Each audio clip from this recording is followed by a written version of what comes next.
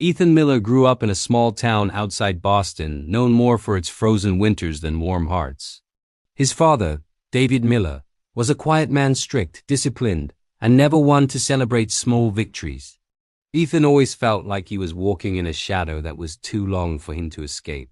At 17, Ethan decided he had had enough. His father's constant criticism felt like shackles. Every time Ethan brought home a report card, David only pointed to the mistakes. When Ethan scored a goal at a school match, David said, "You could have done better if you trained harder." To Ethan, love started to feel like disappointment wearing different masks.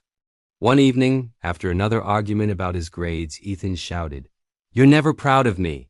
You don't even see me." David didn't shout back. He just looked tired, older than his age. Ethan stormed out of the house, slamming the door so hard it echoed down the hallway. He didn't know that this would be the last time he would see his father conscious. The next morning, Ethan woke to the sound of the phone ringing endlessly. His aunt's trembling voice said, "Ethan, your father collapsed last night. He's in the ICU. You need to come." Ethan felt his heart drop into the floor. At the hospital, the beeping monitors and cold smell of disinfectant made everything feel unreal. David lay still, pale, as if life had taken a step away from him. The doctor pulled Ethan aside. "We found out he'd been ignoring his heart condition for months. He was working double shifts to pay for your college applications." The words hit Ethan harder than any argument ever had. His father wasn't cold. He was tired, exhausted from carrying a weight alone. For 3 days, David remained unconscious. Ethan sat beside him, replaying every harsh word he had ever spoken. Guilt pressed onto his chest like an anchor. On the 4th day, something unexpected happened. A nurse came into the room holding a small envelope. "We found this in his jacket pocket. It's addressed to you." Ethan's hands shook as he opened it.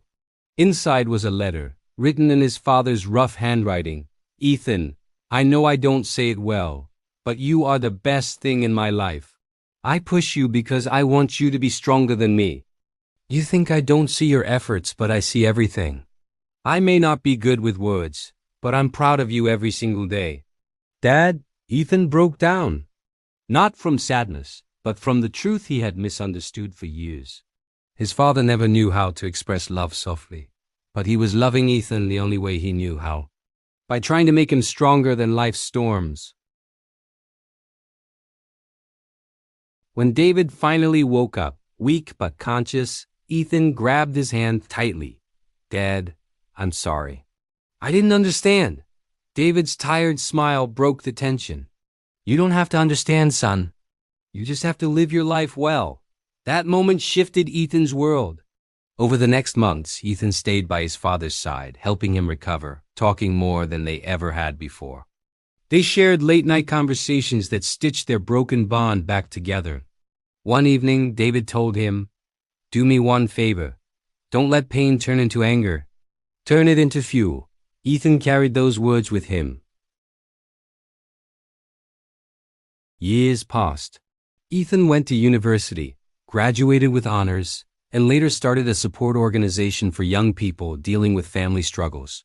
He named it the Bridge Project because he understood now communication is the bridge most families forget to build. His organization grew rapidly across the USA and UK, reaching thousands of teens who felt misunderstood, unseen, or unwanted. Ethan told them his story, not to gain sympathy, but to show them that emotional wounds can be transformed into strength.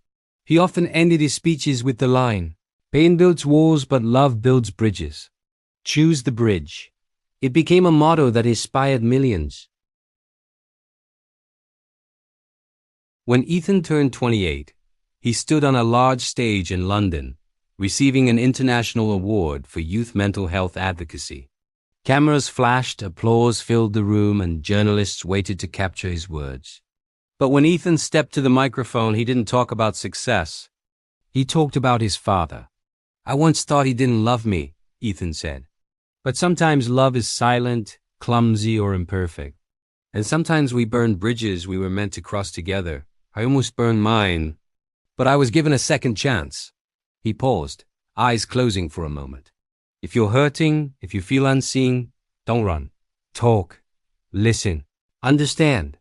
Build the bridge before it's too late. The audience sat in complete silence, before erupting into standing applause. Later that night, Ethan called his father over video chat. David smiled proudly, wrinkles deepening around his eyes.